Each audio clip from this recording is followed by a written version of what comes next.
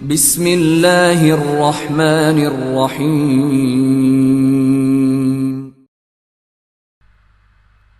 Episode 40۔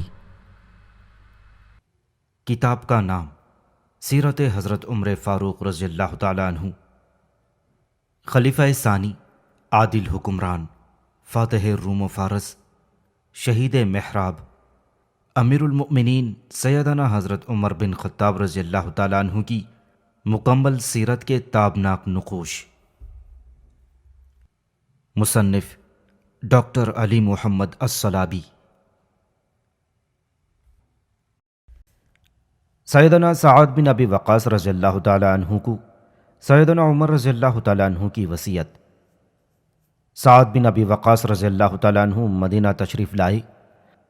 سیدنا عمر رضی اللہ تعالیٰ عنہ نے انہیں عراقی جنگی مہم کا سالار اعلیٰ مقرر کرنے کا اعلان فرمایا اور مزید فرمایا کہ اے سعد، تجھے اس بات سے دھوکہ نہیں کھانا چاہیے کہ تو رسول اللہ صلی اللہ علیہ وسلم کا صحابی اور ان کا ماموں ہے۔ بلا شبہ اللہ عز و جل برائی کو برائی سے نہیں بلکہ برائی کو اچھائی سے ختم فرماتا ہے۔ بلا شبہ اللہ اور بندے کے درمیان اس کی اطاعت و فرما برداری کے سوا اور کوئی قریبی رشتہ نہیں ہے۔ سب لوگ چاہے وہ بڑے مرتبے والے ہوں یا کم حیثیت والے، اللہ تعالیٰ کے ہم برابر ہیں۔ اللہ تعالیٰ ہی ان کا رب اور وہ اس کے بندے ہیں۔ وہ عافیت کی بنیاد پر ایک دوسرے پر فضیلت حاصل کرتے ہیں اور اللہ تعالیٰ سے اس کی فرما برداری کے سبب اس کے خزانوں سے اپنے مطلوبات حاصل کرتے ہیں۔ تو انہی حالات و ایام پر نظر رکھ جو تو نے رسول اللہ صلی اللہ علیہ وسلم کے ساتھ ان کی بعثت سے لے کر وفات تک بسر کیے ہیں۔ ہمیشہ نبی کریم صلی اللہ علیہ وسلم کی سنت پر عمل پیرا رہنا، یہی میرا حکم ہے اور یہی میری نصیحت ہے۔ اگر تو نے اس سے اعراض کیا تو خسارے میں رہے گا۔ خلیفہ راشدہ سیدنا عمر رضی اللہ تعالیٰ عنہ نے حضرت سعد بن ابی وقاص رضی اللہ تعالیٰ عنہ کو یہ نہایت قیمتی نصیحت برمحل کی۔ مبادہ حضرت سعد رضی اللہ تعالیٰ عنہ ایک مسلمان کی کرامت و عزت کے اصل اسلامی اصول کو اس وجہ سے نظر انداز کر دیں کہ انہیں نبی کریم صلی اللہ علیہ وسلم کے ساتھ قرابت اور رشتہ داری کا شرف حاصل ہے، اور وہ اس بنیاد پر مسلمانوں پر اپنی برتری ثابت کرنے کی کوشش کریں۔ چنانچہ انہوں نے فرمایا، اے سعد، اللہ ان کا رب ہے اور وہ اللہ کے بندے ہیں۔ عافیت کی بنیاد پر سب کو فضیلت کے درجات حاصل ہیں، اور اللہ کے خزانوں سے جو کچھ بھی حاصل کیا جا سکتا ہے وہ صرف اللہ تعالیٰ کی فرما برداری ہی سے حاصل کیا جا سکتا ہے۔ عافیت سے مراد نفسانی امراض سے شفا ہے۔ یعنی سیدنا عمر رضی اللہ تعالیٰ عنہ نے فرمایا کہ سب لوگ گناہوں سے اجتناب اور اللہ کی اطاعت پر جم کر ہی فضیلت پا سکتے ہیں، اور یہی تقویٰ ہے جسے اللہ تعالیٰ نے عزت و کرامت کا معیار قرار دیا ہے۔ اللہ تعالیٰ نے ارشاد فرمایا، ان اکرمکم عند اللہ اتقاکم، بلا شبہ تم میں سے سب سے زیادہ معزز اللہ کے نزدیک وہ ہے جو سب سے زیادہ متقی ہو۔ اللہ تعالیٰ نے یہ ایک ایسا میزان عدل قائم فرما دیا ہے کہ ہر مسلمان اللہ کی رضامندی اور آخرت کی سعادت کے لیے کوشاں ہو کر درجہ کرامت پر فائز ہو سکتا ہے۔ آخر میں سیدنا عمر رضی اللہ تعالیٰ عنہ نے حضرت سعد رضی اللہ تعالیٰ عنہ کو نبی کریم صلی اللہ علیہ وسلم کی سنت پر عمل پیرا ہونے کی تلقین فرمائی۔ اس کا مطلب مکمل اسلام کو اختیار کرنا اور اسے تمام لوگوں پر لاگو کرنا تھا۔ دوسری وصیت، سیدنا عمر بن خطاب رضی اللہ تعالیٰ عنہ نے سیدنا سعد بن ابی وقاص رضی اللہ تعالیٰ عنہ کو روانگی کے وقت ایک اور وصیت فرمائی۔ اس میں انہوں نے ارشاد فرمایا، میں نے تجھے عراقی مہم کے لیے منتخب کیا ہے، میری وصیت غور سے سن۔ بلا شبہ تو ایک انتہائی مشکل اور خطرناک مہم پر روانہ ہونے والا ہے۔ اس میں تجھے صرف حق ہی سرخرو کر سکتا ہے۔ تجھے چاہیے کہ تو اپنے آپ کو اور اپنے ہمراہیوں کو بھلائی کا خوگر بنا لے، اور اسی وصف کے ذریعے سے اللہ تعالیٰ سے فتح کی امید قائم کر۔ یقین کر لے کہ ہر مقصد کے حصول کے لیے خاص تیاری کی ضرورت ہوتی ہے۔ خیر کا سامان صبر ہے۔ اگر تو نے آنے والے کٹھن مراحل یا پیش آنے والی کسی مشکل گھڑی میں صبر سے کام لیا تو تیرے دل میں اللہ تعالیٰ کا ڈر پیدا ہوگا خوب جان لے کہ خشیت الہی کے حصول سے تجھے دو فائدے حاصل ہوں گے۔ ایک تو یہ کہ تجھے اللہ تعالیٰ کی اطاعت نصیب ہوگی، اور دوسرا یہ کہ تو اللہ تعالیٰ کی نافرمانی سے بچے گا۔ آج تک جس نے بھی اللہ تعالیٰ کی اطاعت کی، اس نے صرف دنیا سے نفرت اور آخرت سے محبت کی بنیاد پر کی، اور جس نے اس کی نافرمانی کی، اس نے بھی دنیا کی محبت اور آخرت سے نفرت کی بنیاد پر کی۔ یاد رکھ، دل سے وابستہ کچھ حقائق ہیں جو اللہ تعالیٰ کی مشیت سے وابستہ ہیں۔ ان حقائق میں سے دو حقیقتیں پوشیدگی اور اظہار ہیں۔ اظہار سے مراد یہ ہے کہ کوئی مدح سرائی کرنے والا یا مذمت کرنے والا آدمی تجھے حق سے نہ پھیر دے۔ دل کی خفیہ حقیقت سے مراد دانائی کا زبان سے ظاہر ہونا اور لوگوں سے محبت کرنا ہے۔ لوگوں سے محبت میں کبھی بخل سے کام نہ لینا۔ انبیاء بھی اللہ تعالیٰ سے محبوب خلائق ہونے کی دعا کرتے تھے۔ بلا شبہ اللہ تعالیٰ جب کسی بندے سے محبت کرتا ہے تو لوگوں کے دلوں میں اس کی محبت ڈال دیتا ہے، اور جب اللہ تعالیٰ کسی بندے سے نفرت کرتا ہے تو لوگوں کے دلوں میں بھی اس کی نفرت ڈال دیتا ہے۔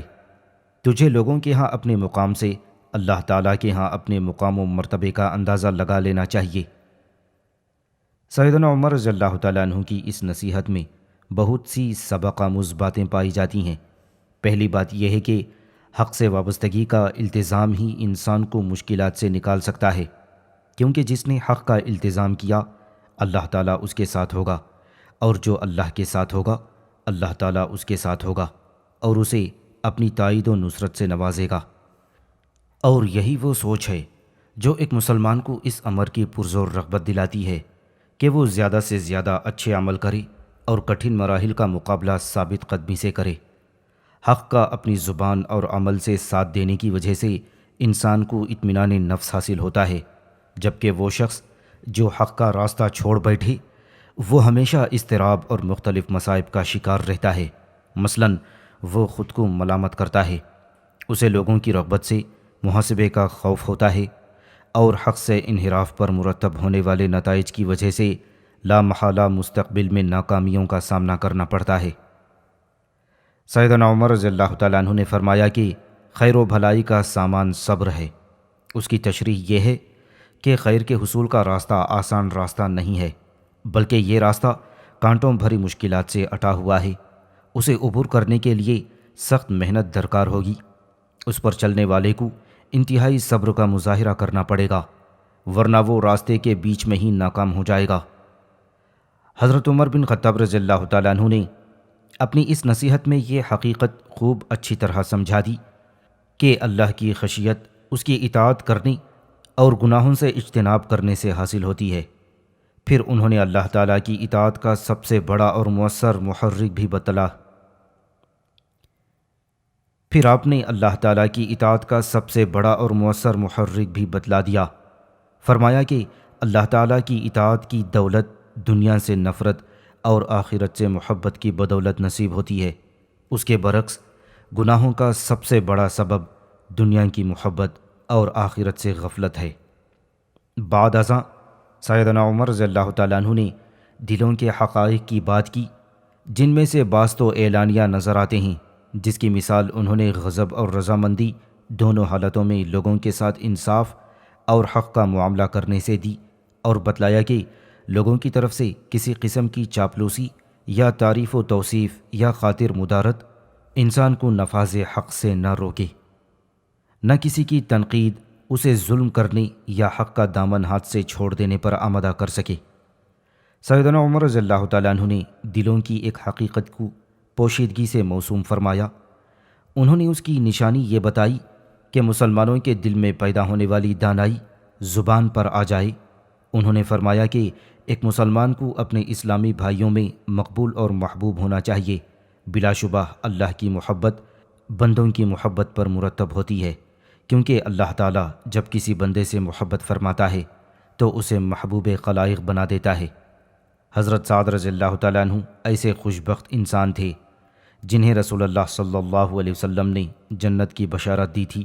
اس کے باوجود وہ سیدنا عمر کی نصیحت کے ضرورت مند تھے، تو ہم جیسے گنہگاروں کو اس نصیحت کی کس قدر ضرورت ہوگی، جبکہ ہم اسلام کی سمجھ اور اس پر عمل کرنے میں انتہائی کوتاہی کا مظاہرہ کرتے ہیں۔ سیدنا عمر رضی اللہ تعالیٰ عنہ کا خطبہ۔ حضرت سعد بن ابی وقاص رضی اللہ تعالیٰ عنہ 4000 اور ایک روایت کے مطابق 6000 مجاہدین کی معیت میں عراق روانہ ہوئے۔ سیدنا عمر رضی اللہ تعالیٰ عنہ نے مقام سرار سے آوس تک خود جا کر انہوں نے رخصت کیا، پھر لوگوں سے مخاطب ہوئے اور فرمایا، بلا شبہ اللہ تعالیٰ نے تمہارے لیے بہت سی مثالیں بیان فرمائی ہیں اور بہت سی نصیحتیں کی ہیں تاکہ ان کی بدولت تمہارے دلوں کو زندگی میسر رہے۔ بلا شبہ دل سینوں میں مردہ تھے، انہیں اللہ تعالیٰ نے زندہ فرمایا۔ جو شخص جو بھی علم جانتا ہے وہ اس علم سے فائدہ اٹھائے۔ بلا شبہ عدل کے کچھ آثار اور نشانیاں ہوتی ہیں، ان نشانیوں میں حیا، سخاوت، آسانی اور نرمی سر فہرست ہیں۔ اس کے آثار اور نتائج رحمت الہی کی شکل میں ظاہر ہوتے ہیں۔ اللہ نے ہر معاملے کا دروازہ رکھا ہے اور اس دروازے کی چابی فراہم کی۔ عدل کا دروازہ نصیحت حاصل کرنا ہے اور اس کی چابی زہد ہے۔ نصیحت کا مطلب لوگوں کی اموات کو سامنے رکھ کر اپنی موت کو یاد رکھنا، اس کی ہر دم تیاری کرنا اور نیک اعمال کرنا۔ زہد کا مطلب ہر اس شخص سے حق وصول کرنا جس کے ذمے حق ہے اور اسے حقدار تک پہنچانا ہے۔ اس سلسلے میں تمہیں کسی کی پرواہ نہیں کرنی چاہیے۔ زندگی کی ضرورت کے مطابق سامان پر قناعت کرو، ورنہ تمہیں کبھی اطمینان نصیب نہیں ہوگا۔ بلا شبہ تمہارے درمیان اور اللہ کے درمیان میں ہوں، جبکہ میرے درمیان اور اللہ کے درمیان یعنی مسئولیت کے حوالے سے اور کوئی نہیں، میں ہی براہ راست مسئول ہوں۔ مجھ پر اللہ تعالیٰ کی طرف سے یہ فرض عائد ہے کہ میں ایسے کام کروں کہ میرے بارے میں اللہ تعالیٰ سے کوئی بد دعا نہ کر سکے۔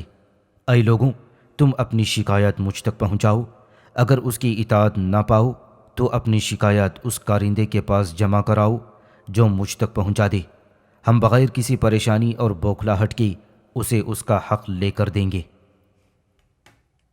سیدنا مثنی رضی اللہ تعالیٰ عنہ کی وفات اور سعد بن ابی وقاص رضی اللہ تعالیٰ عنہ کی عراق آمد۔ حضرت سعد رضی اللہ تعالیٰ عنہ اپنی لشکر کے ساتھ آگے بڑھے اور ایک نجدی علاقے زرود نامی جگہ پر پڑاؤ ڈالا۔ امیر المؤمنین رضی اللہ تعالیٰ عنہ نے ان کے لیے مزید 4000 افراد کی کمک کا انتظام فرمایا۔ حضرت سعد بلاد نجد سے مزید 7000 مجاہدین کو اسلامی لشکر میں بھرتی کرنے میں کامیاب ہوئے۔ ادھر حضرت مثنی بن حارثہ رضی اللہ تعالیٰ عنہ 12000 مجاہدین کے لشکر کے ساتھ عراق میں ان کے منتظر تھے۔ حضرت سعد اہل فارس کے ساتھ فیصلہ کن معرکے کی تیاری اور امیر المؤمنین کی طرف سے نئے حکم کی وصولی کے لیے رکے ہوئے تھے۔ سیدنا عمر اس معرکے کو بڑی اہمیت کی نگاہ سے دیکھتے تھے۔ انہوں نے انتہائی سرکردہ، ماہر اور معزز لوگوں کو عراق روانہ فرمایا۔ حضرت سعد ابھی زرود میں ہی مقیم تھے کہ حضرت مثنی رضی اللہ تعالیٰ عنہ سخت بیمار ہو گئے۔ بیان کیا جاتا ہے کہ انہیں معرکہ جسر میں آنے والا زخم کھل گیا تھا۔ انہوں نے اس نازک صورتحال کا ادراک کیا اور اپنا وقت اجل قریب آتا دیکھ کر اپنے ساتھ موجود لشکر پر بشیر بن خصاصیہ کو اپنا نائب مقرر فرمایا۔ انہوں نے اپنے بھائی معنا کو بلایا، اپنی وصیت لکھوائی اور انہیں فوراً حضرت سعد کی طرف روانہ فرمایا۔ اسی دوران میں وہ رحلت فرما گئے۔ وہ ایسے سورج تھے جس نے اپنی ضیاء پاشیوں سے عراقی سرزمین کو فتوحات کی روشنی اور گرمی عطا فرمائی۔ حضرت مثنی رضی اللہ تعالیٰ عنہ نے حضرت سعد بن ابی وقاص رضی اللہ تعالیٰ عنہ کو جو آخری پیغام ارسال فرمایا اس میں لکھا تھا کہ آپ مسلمانوں کے ان دشمنوں سے اس وقت جبکہ وہ اور ان کے سردار منظم ہوں ان کے علاقوں میں جنگ نہ کریں، بلکہ ان کی سرحدوں کے پاس جو عرب علاقوں سے قریب تر ہوں یا وہ اجمی علاقے جہاں سے پلٹنا آسان ہو وہاں تک جنگ کریں۔ اگر اللہ تعالیٰ مسلمانوں کو فتح نصیب فرمائے تو انہیں دشمنوں کے مال و اسباب حاصل ہوں گے، اور اگر معاملہ برعکس ہوا تو اس صورت میں وہ اپنے مرکز لوٹ سکتے ہیں اور دوبارہ اپنا راستہ متعین کر سکتے ہیں، یعنی وہ اپنی زمین پر آزادی سے نئی منصوبہ بندی کر کے دشمن پر دوبارہ حملہ کر سکتے ہیں۔ حضرت مثنی رضی اللہ تعالیٰ عنہ کے آخری لمحات حضرت ابو بکر صدیق رضی اللہ تعالیٰ عنہ سے کس قدر مشابہت رکھتے ہیں۔ یہ دونوں جلیل القدر حضرات جب اس دنیا سے رخصت ہو رہے تھے تو اس وقت وہ مسلمانوں کی فتوحات کے لیے متفکر نظر آتے تھے اور اسی بارے میں نصائح کرتے دکھائی دیتے۔ حضرت ابوبکر صدیق رضی اللہ تعالیٰ عنہ فوت ہوئے تو انہوں نے اپنے بعد خلیفہ وقت سیدنا عمر رضی اللہ تعالیٰ عنہ کو عراقی مہم کے لیے لشکر روانہ کرنے کی تاکید فرمائی، اور جب حضرت مثنی رضی اللہ تعالیٰ عنہ فوت ہوئے تو عراقی مہم کے لیے نئے قائد حضرت سعد رضی اللہ تعالیٰ عنہ کو اہل فارس کے خلاف اپنے تجربات کی روشنی دے گئے۔ وہ آخری ہچکیاں لے رہے تھے اور موت کے دروازے پر کھڑے تھے، مگر انہیں اپنی کوئی فکر نہیں تھی۔ انہیں بس یہ فکر دامنگیر تھی کہ حضرت سعد تک وہ اپنے عسکری تجربوں کی روشنی پہنچا دیں تاکہ دشمن انہیں اور ان کے مجاہدین کو کوئی نقصان نہ پہنچانے پائے۔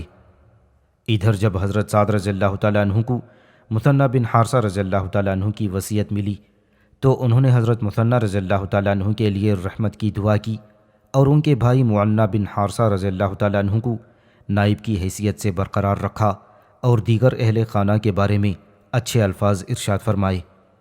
اس واقعے کی قابل توجہ بات یہ ہے کہ حضرت مثنی نے اپنی بیوی سلمہ بنت قفصہ تیمیہ کے بارے میں وصیت فرمائی کہ انہیں حضرت سعد کے پاس پہنچا دیا جائے۔ معنی نے اسے ساتھ لے لیا۔ جب سلمہ کی عدت مکمل ہوئی تو حضرت سعد نے انہیں پیغام نکاح ارسال فرمایا اور شادی کر لی۔ سوچنے کی بات ہے کہ کیا مثنی رضی اللہ تعالیٰ عنہ اپنی وفات کے بعد اپنی بیوی کی خیر خواہی اور اس سے اپنی وفاداری کا ثبوت دینا چاہتے تھے، یعنی یہ کہ ان کے بعد ان کی بیوی کسی ایسے عظیم اسلامی کمانڈر کے نکاح میں چلی جائیں جن کے بارے میں رسول اللہ صلی اللہ علیہ وسلم نے جنت کی بشارت دی تھی۔ بلا شبہ بیوی سے وفاداری اور اس کی بھلائی اور خیر خواہی کی یہ ایک نادر مثال ہے، یا چونکہ ان کی بیوی انتہائی ذہین اور سمجھدار خاتون تھیں اور ان کے ذخیرہ معلومات میں اپنی خاوند کا جنگی تجربہ بھی موجود تھا۔ مثنی نے چاہا کہ یہ تجربہ مسلمانوں کے کام آئے۔ اس کے جواب میں کہا جا سکتا ہے کہ یہ دونوں باتیں پورے وثوق کے ساتھ ممکن اور قابل قبول ہیں۔ حضرت مثنی رضی اللہ تعالیٰ عنہ کا یہ اقدام ان کی سیرت کا وہ گراں قدر موتی ہے جس کی آب و تاب کبھی مان نہیں پڑے گی۔ حضرت مثنی اور دیگر صحابہ اکرام کی سیرت اسلام کی سربلندی اور مسلمانوں کی فلاح کے لیے ایسے ہی عظیم الشان فضائل و مکارم کا مجموعہ تھی۔ ان فضائل اور عظیم الشان صفات سے ان جیسے بہترین لوگ آراستہ تھے۔ یہاں ایک اور معاملے کی بھی داد دینی ضروری ہے، وہ یہ کہ ابھی معنی بن حارثہ اپنے بھائی کا وصیت نامہ لے کر حضرت سعد رضی اللہ تعالیٰ عنہ کی طرف رخصت بھی نہ ہوئے تھے کہ انہیں علم ہوا کہ اہل فارس کے ایک امیر آزاد مرد نے قابوس بن منظر کو قادسیہ روانہ کیا ہے اور اسے یہ کام سونپا ہے کہ وہ اپنے بڑوں کی تقلید کرتے ہوئے عرب باشندوں کو اہل فارس کے حکام کے دبدبے سے خائف رکھے۔ قابوس قادسیہ آیا اور نعمان کی طرح اس نے بھی بنو بکر بن وائل کی طرف تحریری پیغامات ارسال کیے جن کے ذریعے سے انہیں اپنے قریب کرنے اور سپاہ فارس سے ڈرانے کی کوشش کی۔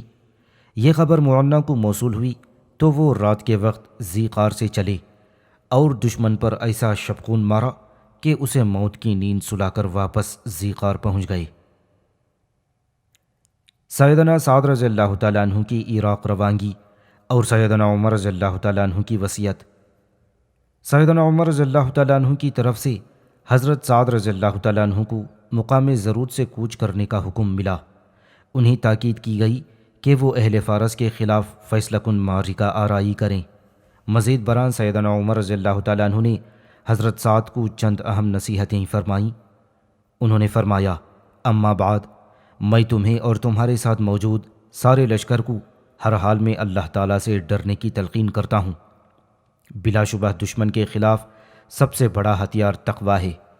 میں تمہیں اور تمام لشکر کو دشمن سے کہیں زیادہ گناہوں سے بچنے اور بہت محتاط رہنے کی تاکید کرتا ہوں۔ اسلامی لشکر میں گناہوں کی موجودگی دشمن سے کہیں زیادہ خطرناک اور مہلک ہو سکتی ہے۔ بلا شبہ ہمارے دشمن اللہ تعالیٰ کی نافرمانیاں کرتے ہیں، اس وجہ سے اللہ تعالیٰ ان کے خلاف مسلمانوں کو فتح سے نواز دیتا ہے، ورنہ ہم اپنی تعداد اور تیاری میں کمی کی وجہ سے ان کے مقابلے میں بے حد کمزور ہیں۔ اگر ہم اور ہمارا دشمن سب اللہ کی نافرمانی میں برابر ہو گئے تو زمینی حقائق کو سامنے رکھتے ہوئے صاف ظاہر ہے کہ ان کے پاس زیادہ مادی قوت موجود ہے، اس لیے اگر ہم اپنی سیرت کی فضیلت کی وجہ سے ان پر غالب نہ آ سکے تو ہماری ظاہری قوت بے سود ثابت ہوگی۔ خوب جان لو کہ تمہارے اس سفر کے دوران میں تم پر اللہ کی طرف سے نگران فرشتے موجود ہیں، وہ تمہارے ہر فعل کو خوب جانتے ہیں، ان سے حیا کرو۔ تم اللہ کے راستے میں ہرگز کسی گناہ کا ارتکاب نہ کرنا، یہ خیال نہ کرنا کہ تمہارا دشمن ہر حال میں تم سے برا ہے اور وہ ہماری کوتاہیوں کے باوجود ہم پر غالب نہیں آ سکتا۔ کتنی ہی قومیں ایسی گزری ہیں کہ انہوں نے اللہ تعالیٰ کی نافرمانیاں کیں تو اللہ تعالیٰ نے ان پر ان سے بھی زیادہ برے لوگوں کو مسلط کر دیا۔ مثلا جس طرح بنو اسرائیل پر کافر مجوسیوں کو مسلط کر دیا تھا، انہوں نے ان کی بستیوں میں داخل ہو کر تباہی اور بربادی مچا دی تھی۔ اللہ تعالیٰ کا یہی قانون ہے۔ تم اللہ تعالیٰ سے جس طرح دشمن کے خلاف نصرت کی دعا کرتے ہو، ٹھیک اسی طرح خود اپنے آپ کو بھی راہ راست پر رکھنے کے لیے ان سے مدد کی دعا کرتے رہو۔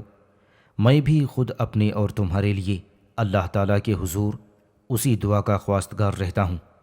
اے سعد، مسلمانوں کے ساتھ سفر میں نرمی اختیار کرو، ان پر سفر کی صعوبتیں نہ ڈالو، مبادا وہ تھک جائیں، زیادہ پڑاؤ بھی نہ ڈالو، مبادا منزل پر نہ پہنچ سکو۔ مسلمانوں کو دشمن کا سامنا کرتے وقت پوری طرح تازہ دم، باہمت اور طاقتور ہونا چاہیے۔ بلا شبہ وہ ایسے دشمن کی طرف جا رہے ہیں جو افرادی قوت اور مادی طاقت یعنی گھوڑوں وغیرہ سے لیس ہیں۔ اے سعد، اہل لشکر کو ہر جمعہ کے بعد ایک دن اور ایک رات آرام کرنے کا موقع فراہم کرو تاکہ انہیں راحت میسر آئے اور وہ اپنے آپ کو مستعد اور اپنے اسلحے اور دیگر سامان کو ٹھیک ٹھاک کر سکیں۔ انہیں اہل صلح اور ذمیوں کے علاقوں سے دور رکھنا۔ ان علاقوں میں تمہارا وہی آدمی جانا چاہیے جو انتہائی قابل اعتماد ہو، اور تم ان اہل ذمہ کے اموال وغیرہ میں کوئی چیز نہ لینا، کیونکہ تم نے انہیں تحفظ اور امن دیا ہے۔ یہ ذمہ داری نبھانے کے تم اتنے ہی ذمہ دار ہو جس قدر اہل ذمہ تمہارے ساتھ وفاداری کے پابند ہیں۔ جب تک وہ اپنے عہد پر قائم رہیں تم ان سے وفاداری سے پیش آؤ۔ خبردار، ذمیوں پر ظلم کر کے اپنے دشمنوں پر غلبہ حاصل کرنے کی کوشش نہ کرنا۔ اے سعد، جب تم دشمن کی سرزمین کے قریب پہنچو تو اپنے اور ان کے مابین جاسوسوں کا جال بچھا دو۔ دشمن کے معاملات تم سے ہرگز پوشیدہ نہیں رہنے چاہیے۔ تمہارا قریبی شخص وہ ہونا چاہیے جو عرب ہو یا پورے کرۂ ارض میں سب سے زیادہ سچا، خیر خواہ اور قابل اعتماد ہو۔ بلا شبہ جھوٹے آدمی کی خبر کبھی سچی بھی ہو سکتی ہے، مگر وہ تمہیں نفع نہیں دے گی۔ دھوکے باز خائن تمہارے لیے جاسوسی کرنے کے بجائے الٹا تمہارے خلاف جاسوسی بھی کر سکتا ہے۔ اے سعد، جب تم دشمن کی سرزمین کے قریب پہنچ جاؤ تو دشمن کی خبریں حاصل کرنا بڑا ضروری کام ہے۔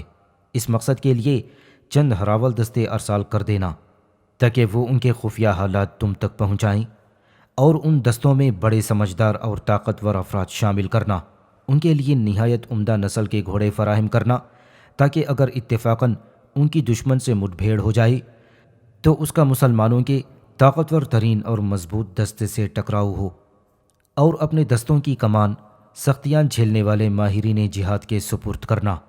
اگر تم اپنی کسی خواہش کی تکمیل کے لیے نااہل افراد مقرر کرو گے تو یاد رکھو جتنا تم ان خاص افراد کا لحاظ رکھو گے اس سے کہیں زیادہ وہ تمہاری مہم کو نقصان پہنچائیں گے۔ اے سعد، کوئی جاسوسی دستہ یا لشکر کسی ایسے علاقے کی طرف نہ بھیجنا جہاں انہیں کوئی نقصان پہنچے یا ضائع ہونے کا خطرہ ہو۔ جب تم دشمن کو اپنی آنکھوں کے سامنے دیکھ لو تو وہ دور دور سے اپنے لشکر اور ہراول دستوں کو بلا کر یکجا کر لو، پھر پوری طرح جنگی چال اور طاقت استعمال کرو۔ جب تک جنگ میں کود پڑنے پر مجبور نہ ہو جاؤ اپنے فوجیوں کو جنگ میں نہ جھونکو۔ تمہیں جب تک دشمنوں کی فوجوں اور ان کی خفیہ کارستانیوں سے پوری آگاہی نہ ہو جنگ کی طرف نہ بڑھو۔ تمہیں دشمن کے تمام احوال خد و خال اور ان کی سرزمین کے ہر موقع محل سے ویسی ہی آگاہی حاصل کرنی چاہیے جیسی کہ خود وہاں کے باشندوں کو ہے۔ کامل آگاہی کے بغیر پیش قدمی نہ کرو، دشمن سے وہی سلوک کرو جو وہ تمہارے ساتھ کرنا چاہتے ہیں۔ اپنے لشکر کی پوری طرح حفاظت کرو اور ساری رات چوکنے اور خبردار رہو، دشمن کے شبخون سے بچاؤ کی تمام تدابیر اختیار کرو۔ اگر تمہارے پاس کوئی ایسا قیدی لایا جائے جس کے بارے میں مسلمانوں کی طرف سے کوئی ضمانت نہ ملے، تو اللہ کے اور اپنے دشمنوں کو خوفزدہ کرنے کے لیے فوراً اس کی گردن اڑا دینا۔ اللہ تعالیٰ تمہارا اور تمہارے ساتھ موجود ہر مجاہد کا حامی و ناصر ہو اور تمہیں دشمن پر فتح عطا فرمائے، واللہ المستعان۔ سیدنا عمر رضی اللہ تعالیٰ عنہ کا یہ خطاب نہایت عظیم الشان اور نفع مند احکام پر مبنی ہے۔ ان کے ارشادات ان کی عظمت اور جنگی منصوبہ بندی میں ان کی مہارت کا منہ بولتا ثبوت ہیں۔ ان کے ان تمام احکام و ارشادات میں للہیت کا غلبہ نظر آتا ہے۔ سیدنا عمر رضی اللہ تعالیٰ عنہ کی ان نصیحتوں سے ہم مندرجہ ذیل اصول و ضوابط اخذ کر سکتے ہیں۔ سب سے پہلا اصول اللہ تعالیٰ کی فرما برداری اور ہر حال میں اس کی خشیت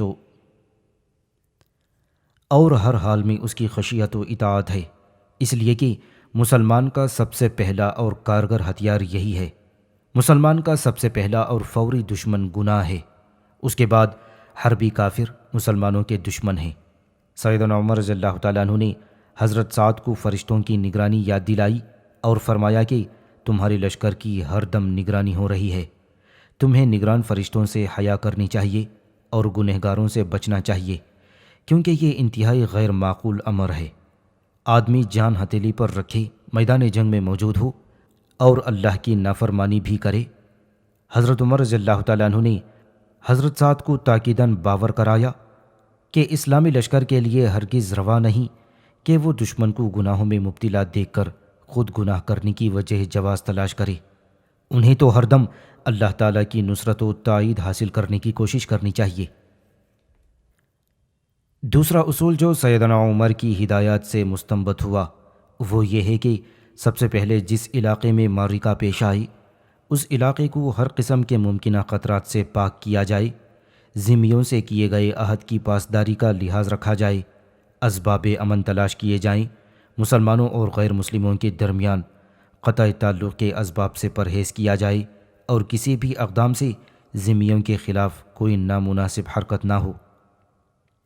سیدنا عمر نے حضرت سعد کو حکم دیا کہ وہ اسلامی لشکر کے حوصلے بلند رکھنے کے جملہ اسباب فراہم کریں اور انہیں دشمن کی سرزمین پر اس قدر مستعد حالت میں بھیجیں کہ ان میں دشمن کا مقابلہ کرنے کی مکمل طاقت موجود ہو۔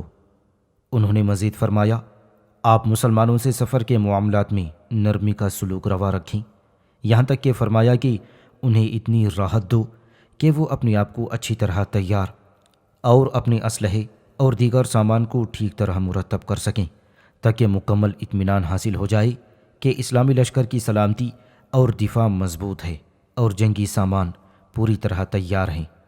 پھر سیدنا عمر نے خبردار فرمایا کہ یاد رکھو، پرہیز علاج سے بہتر ہے۔ سب سے مضبوط اسلحہ مسلمانوں کے لیے اسلامی طور طریقوں کو اپنانا ہے، اس طرح ہر مسلمان کے قول اور فعل میں یکسانیت پیدا ہو سکتی ہے۔ سیدنا عمر رضی اللہ تعالیٰ عنہ نے احتیاطی تدابیر اختیار کرنے کے طور پر اسلامی لشکر کا پڑاؤ معاہدے والے ذمیوں کے علاقے سے دور رکھنے کا حکم دیا تاکہ ایسا نہ ہو کہ کوئی اقدام اس علاقے کی فضا خراب کر دے۔